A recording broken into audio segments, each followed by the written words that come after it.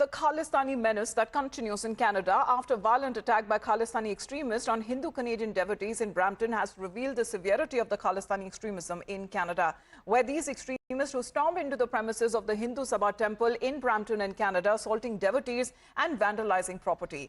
This attack that comes in the heels of recent spate of anti-terror and anti-Hindu threats by Khalistani leader Pannona as well, as far as who has been publicly warning against Diwali celebrations in Canada. Meanwhile, Canadian Prime Minister took to X to condemn the violence, saying that the acts of violence at the Hindu Sabha Mandir in Brampton is completely unacceptable. Every Canadian has a right to practice their faith freely and safely, and thanking the police there for their swift response. Let's in the meantime introduce our guest joining us here on the broadcast. We have Daniel Bodman, Canadian journalist, and also we have Rahul Yandamuri of the Board of Director of Hindi Forum also joining us. Let's in the meantime get you this update that is also coming across as the menace that has been growing. The Indian High Commission has also condemned the attack, calling it as deeply disappointed to see such disruptions and also raising the concerns for the safety of Indian nationals and calling this attack as anti-India. The element that seems to be similar in the attack that has happened previously in Surrey and also in Vancouver as well. Sagrika is with us as far as the statement that has now been released on part of the Indian High Commission. Sagrika, the concerns being raised over the recent attack. Now, the latest statement by the High Commission of India goes on to read, and I quote, violent disruption outside consular camp in Brampton, Ontario on the 3rd of November. I'm just reading out from what the Indian High Commission has said. As in previous years, the High Commission of India in Ottawa and Consulate Generals of India in Vancouver and Toronto have organized and planned consular camps during this period for the benefit and ease of local life certificate beneficiaries, that is Canadians and Indians. On account of the prevailing security situation in Canada, the Canadian authorities had been requested well in advance to provide strong security measures for these events, which consulate routine consular work. Now, we have seen violent disruption today orchestrated by anti-India elements. So, India has blamed anti-India elements for the attacks that are taking place outside the consular camp, co-organized with the Hindu Sabha Mandir in Brampton near Toronto. It is deeply disappointing to see such disruptions being allowed for routine consular work being organized by our consulates with the fullest cooperation of local organizers. We also remain very concerned for the safety of applicants, including Indian nationals, on whose demand such events are organized in the first place. Despite these efforts by anti-India elements, our consulate was able to issue more than 1,000 life certificates to the Indian and the Canadian applicants. Now, they also mentioned that there were also attempts to disrupt similar camps held in Vancouver and in Surrey on the 2nd and 3rd of November. So, not just Brampton. The Indian High Commission has now confirmed that anti-India elements have tried to disrupt consular work in two other places, that is Vancouver and in Surrey. Now, let's take you through the reactions or the condemnation coming in from Canadian establishment and also leaders in Canada. Justin Trudeau says the acts of violence at the Hindu Sabha Mandir in Brampton today are unacceptable. Every Canadian has the right to practice their faith freely and safely.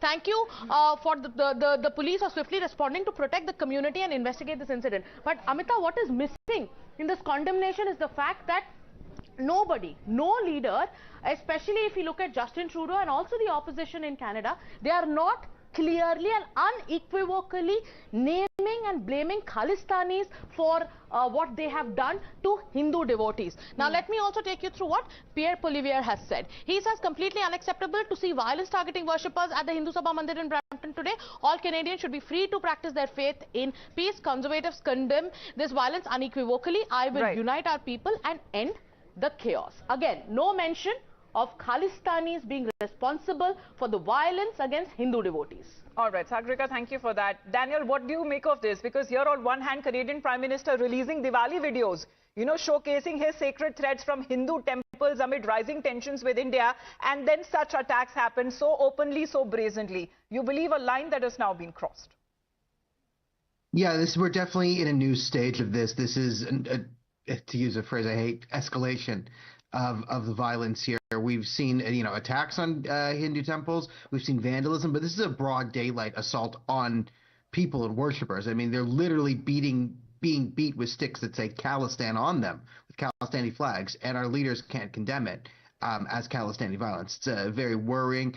And a lot of us, I mean, me included, were raising the alarm bell, saying we were on the pathway for this to happen. The last year, Diwali worshippers were attacked in a Mississauga, I believe, mall. For the last year, again, Justin Trudeau and Jagmeet Singh have been leading an anti-India, anti-Hindu crusade. We've been allowing the Khalistanis to rampage around the streets. And Panun was promising this, telling people to attack Diwali services, saying November 2nd and 3rd, particular days to do it. They organized this. They encouraged violence, and then it happened. And they know, because all the major political parties have signaled that they are too scared or too stupid to do anything about Khalistan. No, but scared of what? Scared of what? I mean, do they tremble to even call out the Khalistanis? Because this clearly cannot be freedom of speech and expression. They would be, it's for different things. The conservatives would be scared of being called racist by the media. I mean, it's a ridiculous fear in some sense, and it's a legitimate fear in others. If the conservatives were to say this is a Khalistani attack and it's unacceptable, the entire media would start calling them, race mongers and racists and trying to get them killed and murderers and all this different stuff. So they don't want to deal with it. There's also the potential fear of, this goes more for ethnically what you ethnic candidates. Yeah, but calling race mongers and all of that, fears that you are just raising, Daniel, doesn't exactly bode well when it comes to such kind of attacks. For us, these are terrorists. Rahul, because these attacks by Khalistanis, extremists on Hindu Canadian devotees inside the premises of the Hindu Sabha temple in Brampton, that showcases how deep and how brazen Khalistani violent extremism has become in Canada. Oh, absolutely. And I think it's about 18 weeks ago, Daniel himself was present with me. We were there at the Kanishka bombings commemoration ceremony. There also, it was Daniel and me who had teamed up to kind of distance the Khalistani activists from the other people who are offering the services. And you need to understand that the people who came there to offer services were not just Indians or just Hindus. There were different people of different countries, different faiths.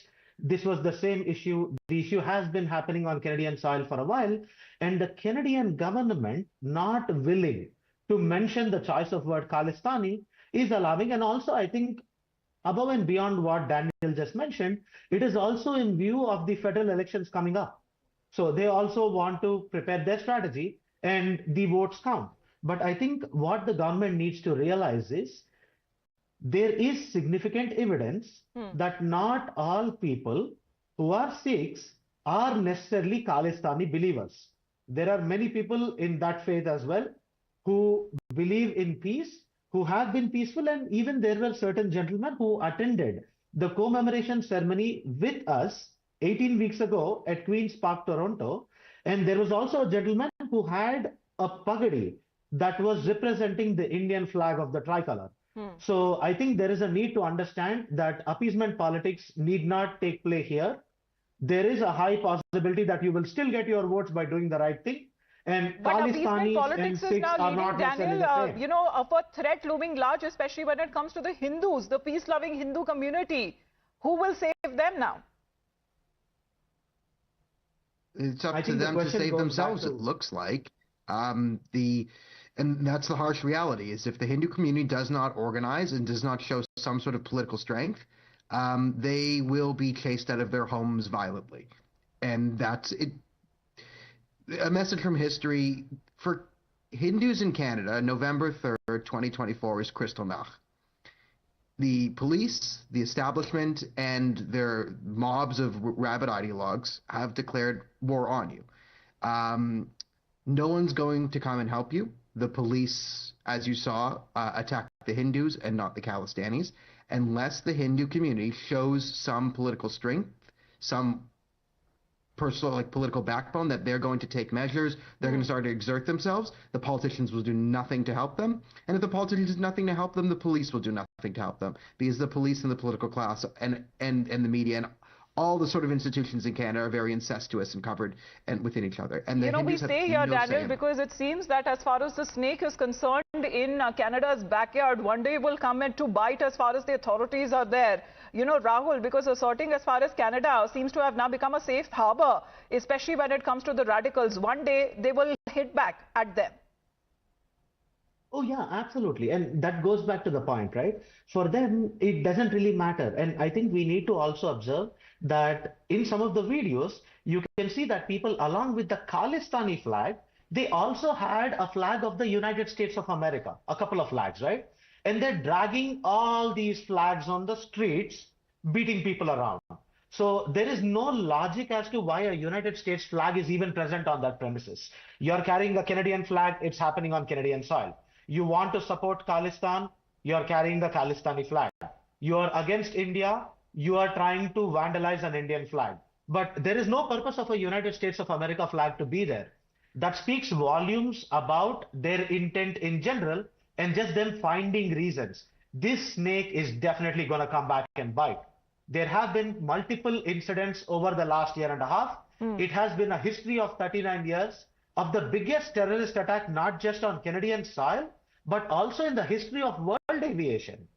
Nobody has seen that kind of a terror attack in the history of world aviation till date, till that incident happened, which claimed 329 lives. Absolutely. And So we're yet, not calling it as the a Canadian recent spurt in government attacks, is but not something that has been reacting. going on for decades. In the last 40 years, one of the deadliest attacks that we have seen, and that happened in the air, because it seems to be absolutely unacceptable how these Khalistani goons were able to attack innocent women and children as well at the Hindu Sabha Mandir, even though the police were there at the scene. However, till now, zero arrests that have been made so far. Politicians there in Canada also reacting. Sagrika, if you can take us through the reactions, please. Chandra Arya, Canadian MP who has been vocal about the Khalistani menace, has gone on to say, and he's very scathing in his criticism. There is one point he makes which also echoes what our outgoing High Commissioner had said. A red line has been crossed by Canadian Khalistani extremists today. The attack by Khalistanis on the Hindu Canadian devotees inside the premises of the Hindu Sabha temple in Brampton shows how deep and brazen has Khalistani violent extremism become in Canada. I begin to feel, this is important, Amita, he says, I begin to feel that there is a grain of truth in the reports that in addition to Canadian political apparatus, Khalistanis have effectively infiltrated into our law enforcement agencies. No wonder that under the freedom of expression, Khalistani extremists are getting a free pass in Canada. Very strong criticism coming in. As I've been saying for long, Hindu Canadians, for the security and safety of our community, need to step up and assert the rights and hold politicians accountable. Absolutely. And even when it comes to the action, well, till now you can see the police presence there, but as far as arrests are concerned, none of them that has been made.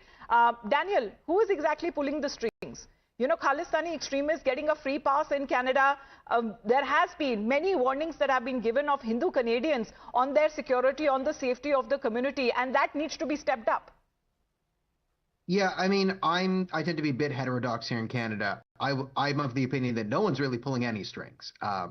It's all just a massive incompetence and apathy that seems to be going on. So are there some Khalistanis that have gotten into different institutions? Yes. There are presence of Khalistanis throughout this. But this smells more to me more like widespread institutional failure than any, like, I doubt Justin Trudeau got on the phone to the Peel Region Police and said, attack the Hindus today, protect my precious Khalistanis. I don't think that is what happened. No, but because Daniel, I'm talking about the recent development that happened happened as far as Gurpatwant Singh Pannon is concerned, residing in the US, writing to the Canadian Prime Minister, citing that there is a possible involvement when it comes to the Indian High Commission and the diplomats there. And for them, as far as Canada is concerned, he's just like an activist. An action that was taken, we have seen in the recent tensions that have escalated between India and Canada, how diplomats were also targeted. We've spoken to the Indian High Commissioner as he came back to India, and he said that physically his life was in danger. Oh, no, I'm not denying any of this. Listen, I was predicting this all was going to happen. You could predict this. All the data points were there. Me and some others were screaming from the rooftops for the last month that this was all going to happen. I am just saying that you would be very impressed. You don't know how little Canadian politicians and ministers know about anything until you speak to them. Never underestimate the sheer incompetence of the Canadian bureaucracy. And don't always assume that someone knows what's going on.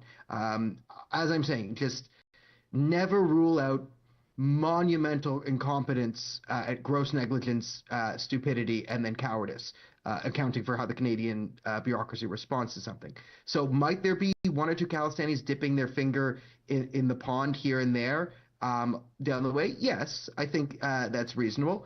But again, I don't think Justin Trudeau's on the phone doing this. I just think there are sort of Khalistanis at all but points the in the bureaucracy system. that Daniel, you're pointing out, hasn't that too been infiltrated by these Khalistani elements as far as we talk about the law enforcement agencies as well? Well, I mean, we don't know, again, we don't have a full accounting of the law enforcement agencies and who's been infiltrated by them and who's been on and this and that. I mean, India has some accusations about border service people and all that. I'm simply saying is we don't know who pulled the strings, and someone doesn't need to be pulling the strings from the top in the Canadian government to have an absolutely morally abhorrent and abysmal response to a bunch of terrorists attacking a Hindu temple on Diwali. Yes. But what stops them from calling a terrorist, Rahul? Because we heard that coming from the country's NSA, this kind of validation that they are seeking, especially when it comes to the world newspapers, like from the Washington Post as well, they want their point of view in a way to, tarnish or bring disrepute to India's image. That is also a concerted effort that seems to be taking place on part of Canadian authorities. I think there is some sort of, there is a coincidence in this matter, right? I don't think there's two things about that. I think the coincidence is very clearly visible that there is some sort of unrest between the Canadian and Indian authorities. And at the same time, this issue continues to be aggravating. But I think the bigger challenging question that poses my mind and something that begins to threaten the existence of Hindus in Canada, given these distressing attacks, right, is that there is a video in our possession, which we would be gladly willing to share, where there is a police officer, without being instigated, inside the premises of the temple, fighting like a hooligan. I have only seen street rowdies or somewhere in the movies this level of fighting. I have never seen a law enforcement official do that. Everywhere I have only seen law enforcement officials reciting rights, peacefully taking people into custody, and sometimes they do exercise pressure if situations are out of control. They do have to exert physical force. In this case, there was nothing of that nature. I saw an officer beating up a Hindu devotee inside the temple with his bare hands. What does that speak of? In this case, are we going to talk about infiltration, or are we still going to turn a blind eye? Calling themselves as racists or such kind of fearmongers is concerned, that is completely contradictory to the view, especially when it comes to safeguarding religious rights and having that freedom to practice your own religion in a peaceful manner. Hindu community that we're looking at, because we have seen the kind of tensions that has been escalating.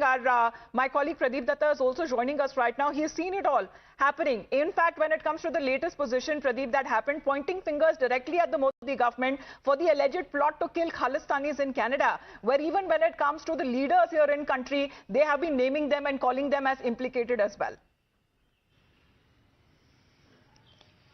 Amita, I'll be making 3-4 quick points because you rightly said that here in this case in Canada, we have seen that they are trying to project the villains as victims. The villains like Hardeep Singh Nijjar is being projected as activist and messiah of peace. He was a terrorist who was involved in anti-India activities. And then people like, we have seen that how they had been allowing those Khalistani terrorists to infiltrate into the law enforcement agency. Just a few days back, we broke a story here on Times Now. We showed that how Sandeep Singh Sandhu, who was involved in killing of Shaurya Chakrawani and also several terror-related activities, he was promoted to the post of superintendent in Canadian Border Service Association. If such people are there on the border, you can yourself expect that how many Canadians, Khalistanis will be able to infiltrate into Canada. And third thing is that a terrorist like Gurpatwant Singh Pannu, who is really wanted by National Investigation Agency, he is dictating terms to Justin Trudeau, writing a letter, providing evidence, and he is asking him to expel Indian High Commissioner. And see, action has been finally initiated after 1 year. So whatever that Justin Trudeau is saying, all that evidence is being provided by none other than Gurpatwant Singh Pannu. And of course, the admission that came in from Justin Trudeau saying that they had only intel inputs. However, no concrete evidence is something that India time and again that has been pointing out to present